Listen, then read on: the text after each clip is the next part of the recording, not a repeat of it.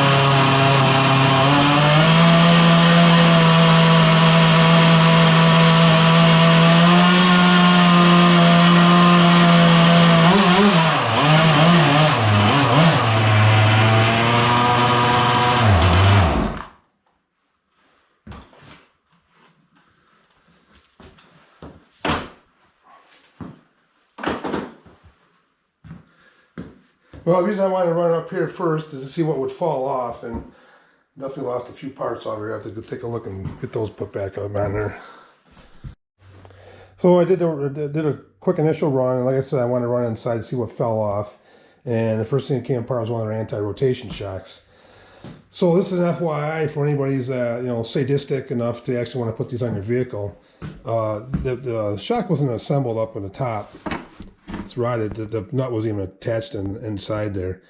So probably a good idea to check them all before you do anything. I'm going to try to get this thing back together, just do a real quick test run in the snow, and then pull everything apart. And like I said, I'm going to try to make a new one of those to extend that out. And if this comes back more, it should allow that track to front end to drop down.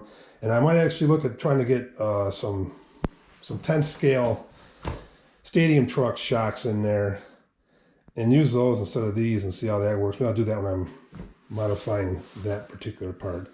So I'm going to put this thing back together. I'm going to give this one more try and see if I can get it out in the snow. Stick around.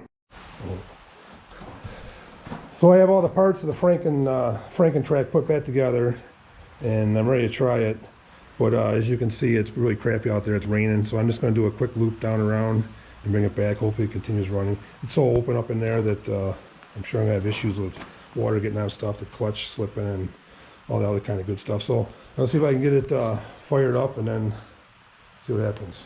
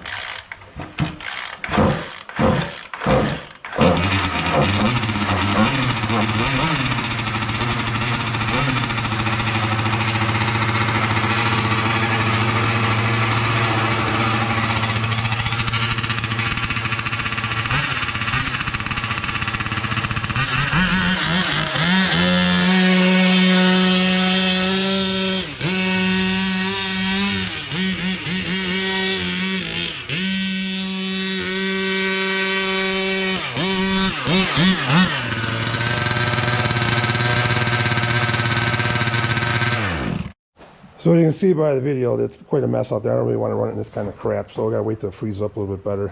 But get prepared to do some more work on it and fine tune it, and hopefully some better snow. But oh yeah, it steers better than I thought. It's still a little weak, but I'm gonna do some work on that too. Thanks for watching.